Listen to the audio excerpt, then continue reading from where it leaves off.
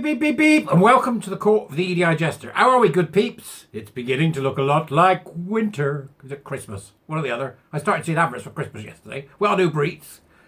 On sale, Christmas lights. And Christmas baubles. On Uber Eats. It's September, you swine! As well as that, I'm now seeing jack-o'-lanterns everywhere. It's like, right, okay, consume, consume, consume. It's a bit like They Live, John Carpenter's famous film, about that very thing, in which there is a mass deception upon the public, right? So, let's have a look at another one, which I think has been going on for a long time, because I was reading about it, and then I found something by Ray Blanchard, which you'll see later on, what I found, right, okay? Because it's interesting, this, because it needs to change, and change very quickly. 5 nurses who said they were forced out of their changing rooms after complaining about a transgender colleague. The group at Darlington Memorial Hospital launched a legal case in June alleging sexual harassment against their employer, County Durham and Darlington's NHS Foundation Trust. When is the NHS going to stop with this? Never is the answer, until they're forced to. I think it's got to be the worst, doesn't it? The NHS, closely followed by any other civil service. Got to be the worst. At least with a company you can go, yeah, no. I'm not buying your shonky mermaids cookies, right? I walk in Tesco's and they've got the trans flag everywhere. Can I see the manager? You know, go to the civil service, DWP, and you need help, for example, with disability or something like that. You've got no choice. Because they're part of that socialist state within a state, aren't they? The big one with the 22 million black hole that doesn't exist. And the gold-edged pensions. Get them out! So, these were nurses that were working in the NHS who had changing rooms invaded by a man. So get your head around that, first of all. Now, I've talked about this a little bit before, but it's worth doing it again. A bloke I know from a long time ago, who's a bit of a Gusset fumbler, comes out occasionally, right? Was in the pub one night. He went, I'm going to go to the toilet. And I said at the top of my voice, and there was lots of people there, I said, the men's. And he looked at me and went, can you imagine what would happen if I went to the men's? And I said, since when is that a woman's problem? And he said, I've never thought about it like that. And went in the men's.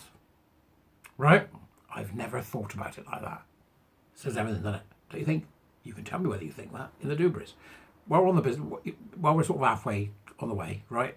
Come and be a warrior teacher. Buy me a coffee. Subscribe. Don't forget to hit the subscribe button if you're not a subscriber. It'd be great to have you subscribe. I'd like to get to 7,000 if I can. It's taking forever to get to anything. People don't like me. So if you can subscribe, buy me a coffee. But come and be a warrior teacher. November start. We need you. It's not going away.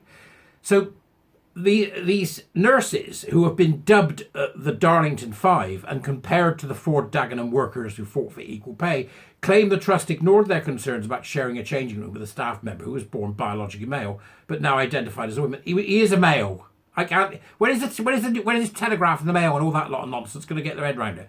So they were sharing a changing room with a man who thinks he's a woman. That's what it should say. Okay, but it doesn't say it. They reported that vulnerable women, including those with past trauma and whose religious and cultural beliefs prevented them from undressing around men, suffered panic attacks as a result of the arrangement. Now, as I said before about this, I was having a chat with my mate who works in recruitment, the old recruitment thereof, of the nursing peoples, right? And there is a pipeline from the Philippines to the UK.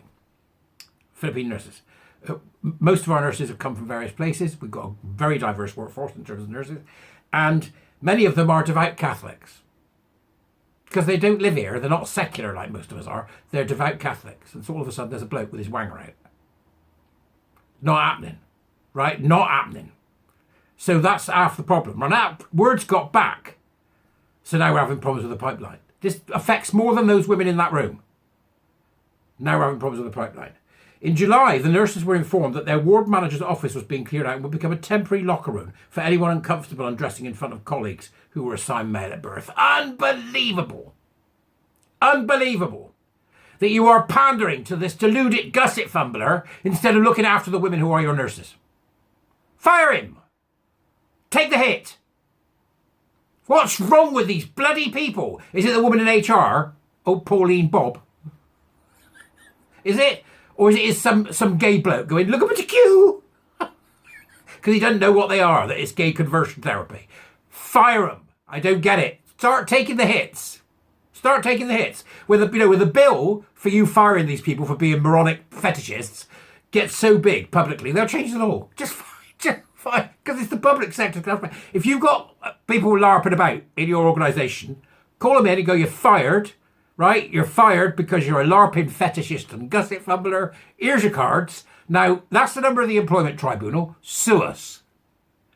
Right, so if we get 20 or 30 of them going, and then each one of those gets 50 grand, that's serious money. Then the government might go, hang on a minute, the public sector will crumble. Because all the man has to do is identify as a woman, and each trust will fire him and break the law. Do it. I think it'd be fun. It'd be fun to watch, right? Gusset fumbling fools. In a joint statement, the nurses said, we were told the locker room would be temporary until a solution was found. This locker room, however, does not appear to be temporary and no solution has been found. They've no intention of finding a solution.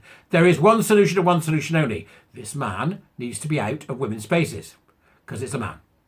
Bloke. Now, I then got a digging. Oh, I went a digging. Hi-ho! Like, Snow White and the Seven Dorks. Right, so I went a digging. And I came across this once from Ray Blanchard. And I thought, well, let's stick this up as well. Because it seems relevant. And I want you to have a look at it. So it's, picture. There, right, picture. And this from August 21. So there's something going on here that's not been talked about for a while.